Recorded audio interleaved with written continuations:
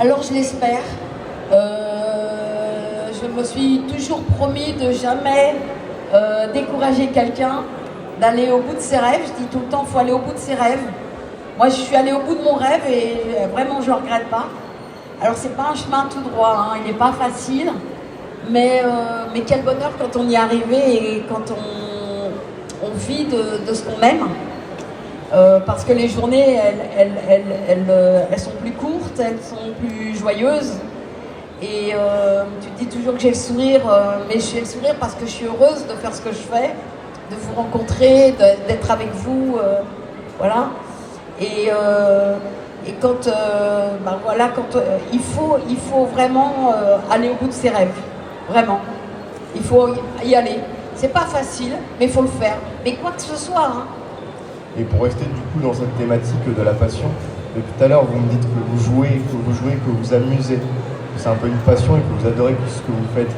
Et du coup, est-ce que devant notre public, jouer sur ses rêves et sur sa passion en travaillant fort dedans, est-ce que ça peut être une motivation que vous voulez transmettre à tout le monde de travailler sur ce qu'il aime parce que c'est ce qui est important? Mais bien sûr, c'est ça le message. Et c'est un des messages de Dragon Ball aussi, c'est de faire ce qu'on aime, de le partager avec les autres, d'être soi-même, hein. On n'est pas obligé d'être comme tout le monde, on n'est pas des moutons, voilà. Et puis on est tous différents et il faut faire avec nos différences et ça c'est vachement bien. Moi, tu sais, quand je suis arrivée dans la comédie, hein, imagine-toi que les filles qui veulent être comédiennes, en général, c'est des grandes nanas, blondes, super mimi, super sexy et tout ça. Et moi, je suis arrivée, je fais 1m2, je suis toute ronde, j'ai des yeux comme ça. Et on dit, tu veux faire quoi? Je veux être comédienne. Ok, d'accord. Hein? Ben voilà, toi. Et tu te dis, ben, si tu crois pas en toi, si tu crois pas en tes rêves, tu peux pas le faire, quoi. Jamais, je pense qu'aucun professeur de théâtre aurait misé sur moi.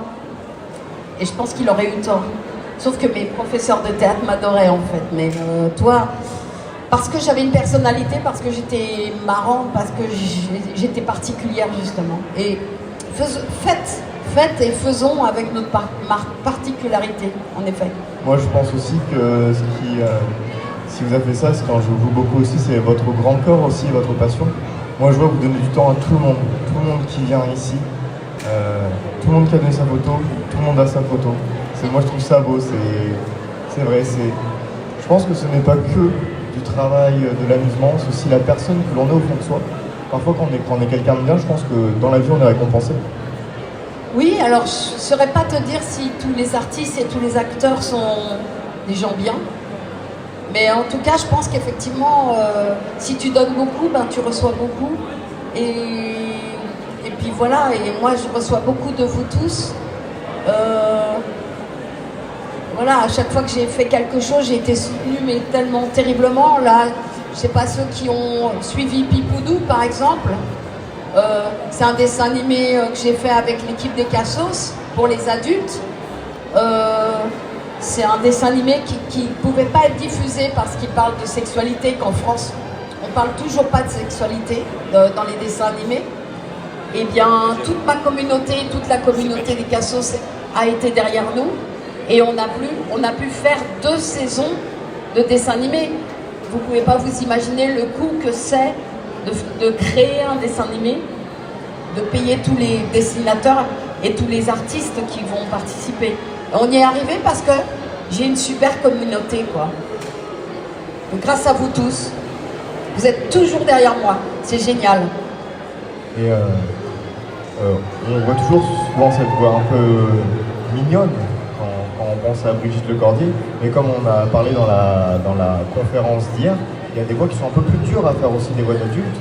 Et notamment la voix de Kaioshin dans Dragon Ball Z, où vous expliquiez hier que c'est pas toujours simple de créer un personnage et de le transmettre les idées qu'il représente. Oui, il y a des personnages qui sont plus difficiles que d'autres à doubler, évidemment. Mais c'est vrai que Kaioshin, c'était une voix d'homme qu'il fallait. Et moi, je n'ai tout sauf une voix d'homme. Donc, il a fallu que je triche un petit peu avec ma voix. Et effectivement, ça fatiguait ma voix d'interpréter Kaioshin parce que j'appuyais comme ça. et c'est pas très facile. Donc il a fallu qu'on enregistre après coup Kaioshin, une fois que j'avais fait tous les petits personnages en voix claire, pour pouvoir péter les cordes vocales. Après, tant pis si je pouvais plus parler, c'est pas grave, Kaioshin il pouvait avoir la voix pétée, quoi. Mais Gohan il pouvait pas avoir la voix cassée. Ouais, donc Dragon Ball Z c'était un peu l'élément un peu dur de la journée à réaliser. Et pour vous, quel est un de vos doublages qui est le plus abouti aujourd'hui, que vous avez adoré réaliser, même à part de cette équipe de Dragon Ball Z, un projet que les gens ne connaissent pas et que ça mènerait à aller voir, quelque chose qui transporte des émotions, des valeurs que vous incarnez? Bon, en fait, c'est une question difficile parce qu'en fait, j'ai aimé faire tout ce qu'on m'a proposé. J'y mets toujours tout mon petit cœur et j'ai eu la chance d'avoir des superbes personnages quand même. Mais, et puis souvent, ceux que je préfère, c'est ceux que je suis en train de faire. Là, je viens de finir Ranking of King. Je ne sais pas si vous avez vu le petit roi Boji. Franchement, il m'a bouleversée. D'abord, j'adore cet animé. Si vous ne le connaissez pas vraiment, c'est un truc à regarder en ce moment, Ranking of King. Et je fais le petit roi, qui est le rôle principal, mais ce roi, en fait, il est muet. Donc, comment on incarne quelqu'un qui ne parle pas? Donc, il a fallu que je trouve comment faire passer les sentiments de ce personnage sans la parole. Et ça, c'est vachement bien pour un artiste, pour un comédien. Il y a ça, il y a aussi, en ce moment, il y a un DVD qui est en train de ressortir qui s'appelle Conan, le fils du futur. C'est la première série de Miyazaki qui est entrée en France. Et j'ai eu la chance, dans les années 80, personne ne connaissait ce type qui s'appelait Hayao Miyazaki. Et on me fait faire les essais sur Conan, le fils du futur, le rôle de Conan. Et je suis sélectionnée. Donc j'ai fait cet animé et j'ai trouvé ça mais tellement remarquable. Ça parle de la guerre, de la pollution, de comment sauver notre monde en prenant soin, etc. C'est terriblement moderne. Et ce petit Conan, on l'a enregistré dans les années 80 et puis c'est passé à la télévision un peu n'importe comment, etc. Puis les bandes ont été perdues. Et puis en fait, les gens qui ont regardé ça ont grandi et certains ont eu envie de le ressortir quelques années après, dans les années 90.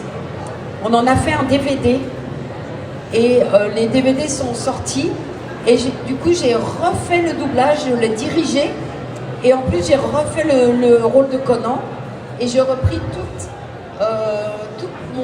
toute l'équipe d'origine qui avait fait Conan, le fils du futur, avec moi, avec quelques choix que j'ai dû faire, parce qu'il y avait des gens qui étaient décédés ou qui n'étaient plus dans le métier, etc.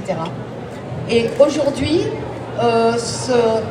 ce DVD a été remasterisé, et il est ressorti là, et je vous engage vraiment à le regarder, parce que c'est vraiment superbe, c'est du Miyazaki, quoi.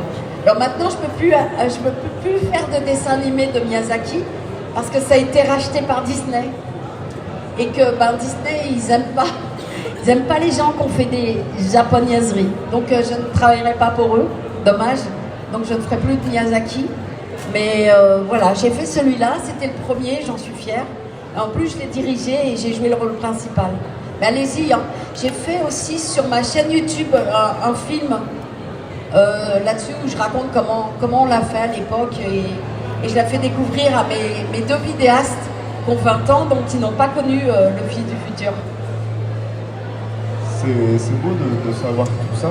Et je voulais savoir, dans toutes ces œuvres, il y a beaucoup d'œuvres dans le sens propre qui défendent des causes, qui dénoncent certaines choses.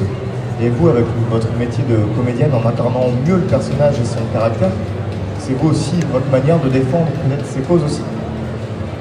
Oui, quand c'est des jolies causes, c'est superbe. Toi, quand je fais Conan, le fils du futur, en fait, ça se passe dans un monde apocalyptique. Il y a eu la 4e guerre mondiale. Et en fait, c'est l'histoire d'un petit garçon qui se retrouve tout seul avec son grand-père sur une île. ils pensent qu'ils sont seuls au monde, donc ils vivent tranquillement de pêche, le décor il est complètement dingue, hein. C'est un décor à la Miyazaki avec des fusées qui sont complètement entrées dans la maison. C'est dingue, c'est post-apocalyptique quoi. Et puis il y a des méchants qui arrivent d'un autre monde. En fait, tous les humains ont pas disparu comme ils le pensent.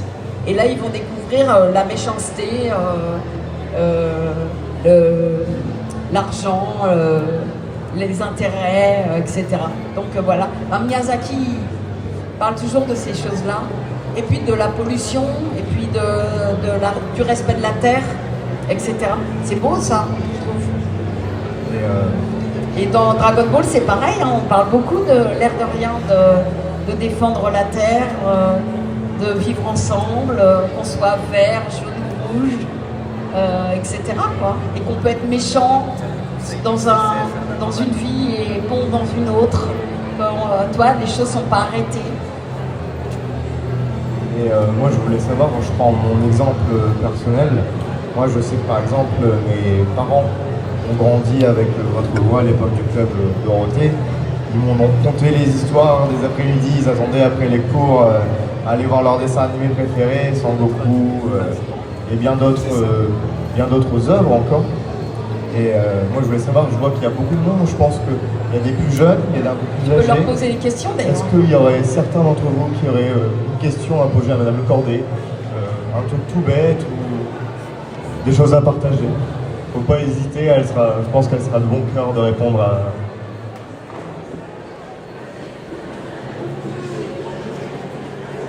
S'il y aurait des mangas qui sortira un jour, vous pourriez les doubler? Ah ben, avec grand plaisir, oui, si on me propose. Alors le truc, ce qu'il faut que vous sachiez, c'est que quand on est comédien, en fait, on ne choisit pas nos rôles. On nous choisit, nous, pour faire un rôle. On dit, tiens, j'ai vu tel personnage, j'ai pensé à toi, et tu fais des essais. Mais si jamais, toi, moi, je rêverais de faire les nouveaux Miyazaki, eh bien, j'en ai pas accès. Je peux pas dire, moi, je veux, même au nom de Brigitte Lecordier, je veux faire un nouveau Miyazaki. Non, on me dira, bah non, on n'a pas pensé à toi. C'est vrai que c'est un peu dommage de ce niveau-là, parce que parfois il y a peut-être des personnages avec des valeurs que vous vouliez Peut-être, mais voilà, les comédiens ne choisissent pas leur rôle. Ce sont les directeurs artistiques, les diffuseurs, les producteurs, etc., les réalisateurs qui pensent à toi pour un rôle. D'accord. Il y avait un jeune homme juste devant qui avait une seconde question. Juste pour savoir, est-ce que vous allez doubler dans le dernier film qui va sortir, Dragon Ball, ou pas?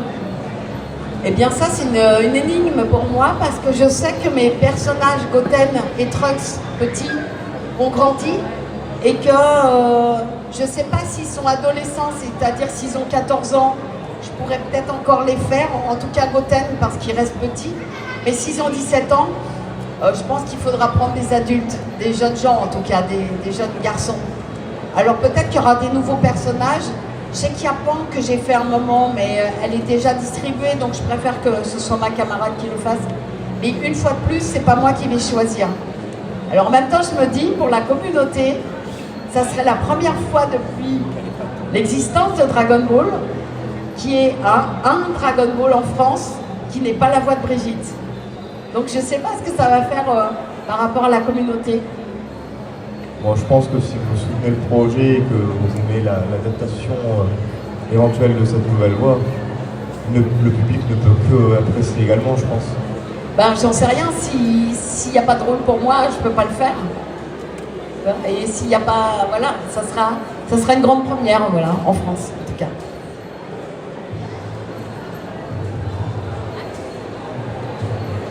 Donc, vous avez fait votre carrière sur du doublage, et sur le futur, vous pensez diriger des équipes ou continuer à toujours doubler? En fait, est-ce que je peux... je continue à être directeur artistique. Je crois que j'ai été la plus jeune directrice artistique, en fait, en doublage, parce que j'ai commencé dans les années 80, parce que le dessin animé arrivait en stock. et que mes aînés ne connaissaient pas le dessin animé. Donc ils m'ont collé l'image dessin animé sur le dos, alors que je ne connaissais pas plus qu'eux en fait. Mais j'étais plus jeune, donc plus ouverte certainement. Et donc j'ai découvert cette culture et je l'ai appréciée d'ailleurs. Et je l'ai dirigée. Mais vraiment, ce que je préfère plus que tout, c'est vraiment jouer la comédie, quoi. J'adore qu'on m'appelle pour faire des personnages. Et puis me surprendre aussi, des fois on me demande des trucs et ça me fait plaisir de dire je me serais pas distribuée là-dessus, mais allez, je vais le faire, quoi. Et je pense que quand on est comédien, c'est pour la vie. Après, la direction artistique m'intéresse beaucoup, hein, j'adore. Mais c'est autre chose.